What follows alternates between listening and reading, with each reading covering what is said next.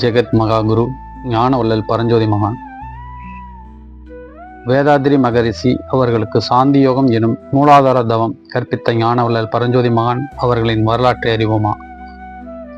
இவர் தமிழ்நாட்டில் விருதுநகர் மாவட்டம் ஸ்ரீவில்லிபுத்தூர் அருகில் காஞ்சாபுரம் எனும் சிற்றூரில் புகழ்மிக்க குடும்பத்தில் திரு சையத் இப்ராஹிம் திருமதி மும்சா பிவி தம்பதியருக்கு மகனாக 2/5/1900 அவதரித்தார். இவர் இளமையில் தந்தையை இழந்ததால் கல்வி கற்கும் வாய்ப்பு அமையவில்லை. பக்தி வணக்கங்களில் தீவிர நாட்டமுடையவராயும் மிக துணிச்சல் உடையவராயும் மறைபொருளை கண்டுபிடித்தே தீர்வேன் என்று உறுதி கொண்டவராய் விளங்கி வந்துள்ளார். 11/11/1911 அன்று பிரிட்டன் மன்னரின் முடிசூட்டு விழா இந்தியாவில் விமரிசையாக கொண்டாடப்பட்ட போது சிறுவன் பரஞ்சோதி ஒரு பெரியவரை அணுகி இந்த விழா கொண்டாட காரணம் என்ன என்று கேட்டார். நமது அரசருக்கு முடிசூட்டு விழாவானதால் நாம் கொண்டாட வேண்டியது அவசியம் என்றார். உடனே அரசருக்கு அரசர் யார் என்று கேட்டார். கடவுள் என்று சொன்னார்.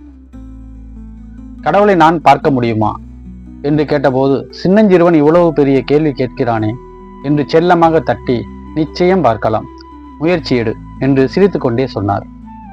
அன்று முதல் கடவுளை கண்டுவிட வேண்டும் என்ற எண்ணம் உதித்த நாளை தமது ஞான உதயமாக கொண்டார். அன்றிலிருந்து பல வகை யோகங்களிலும் தொழுகைகளிலும் ஈடுபட்டும் கடவுளை காண முடியவில்லை. 1919 பர்மாவில் வேலைக்கு சென்ற பரஞ்சோதிக்கு ரங்கூனில் வசித்து வந்த சையத் இப்ராஹிம் என்ற பெரியவரின் நட்பு கிடைத்தது. பூர்வ மத்தியில் தொட்டு உயிரை உணர்த்தும் குண்டலினி யோக முறை உபதேசத்தை அவரிடமிருந்து 7/1/1938 இரவு 11:11 மணிக்கு பெற்றுக்கொண்டார். அன்றிலிருந்து பரஞ்சோதி அவர்களின் வாழ்க்கையில் பெரும் மாறுதல் ஏற்பட்டது. அறிவுக்கு தன்னிலை விளக்கமும் பிரபஞ்ச தத்துவ ஞானம் கிடைத்தது. பேரின்ப ததும்பியது. ஒரு பெரும் குருவாக பர்மா மக்களால் மதிக்கப்பட்டார்.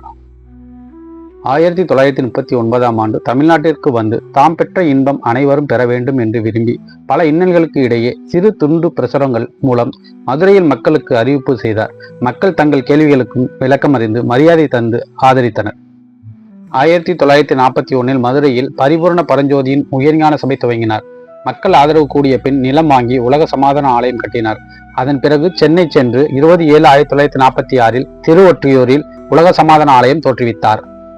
இந்த ஆலயம் சென்றுதான் வேதாத்ரி மகரிஷி அவர்கள் குண்டலினி யோகத்தின் சிறப்பான சாந்தி யோகம் என்னும் இறங்குபடி தீட்சையை கற்றுக்கொண்டார். இந்த சாந்தி யோகம் ஆன்மீகத்திலும் குண்டலினி யோகத்திலும் பெரும் புரட்சியாகும். இதன் மூலம் தான் பெண்கள் உள்பட அனைவருக்கும் குண்டலினி யோகத்தை எளிய முறையில் வேதாத்ரி மகரிஷி கற்பித்தார். இன்று உலகில் வேதாத்ரி மகரிஷியின் எளிய முறை குண்டலினி யோகம் பரவி வருகிறது என்றால் அதற்கு ஆணிவேர் இந்த ஞானவள்ளல் பரஞ்சோதி மகான் தான். சென்னை திருவொற்றியூரில் உள்ள உலக சமாதான ஆலயம் சென்றால் அங்கு இம்மகானுடன் வேதாத்ரி மகரிஷி மற்றும் அன்னை லோகாம்பாள் அமர்ந்திருக்கும் படத்தை காணலாம். மேலும் தனது சீடர் வேதாத்ரி மகரிஷி எழுதிய உலக சமாதானம் என்னும் நூலுக்கு மகான் முன்னுரை எழுதியுள்ளார். உலகில் சமாதானமும் தன்னிலை விளக்கமும் தத்துவ ஞானமும் பரப்பி வந்த ஞானவள்ளல் பரஞ்சோதி மகான் 7/1/1981 புதன் காலை 11:11 மணிக்கு இறைநிலையுடன் தன்னை இணைத்துக் கொண்டார்.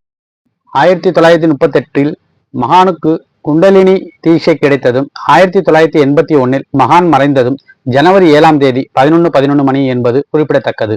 பரஞ்சோதி மகான் விட்டு சென்ற பணி இன்றும் ஞானகுரு பலரால் குண்டலினி யோகத்தை கற்றுத்தரப்படுகின்றனர். செழிக்கட்டும் விவசாயம், சீர்படட்டும் நிர்வாகம், நிலவட்டும் பொன் சிரிப்பு உலக மக்களின் முகங்களில், வளர்க ஆன்மீகம், வாழ்க வாழ்வாங்கு. சந்தோஷம் சந்தோஷம் சந்தோஷம்.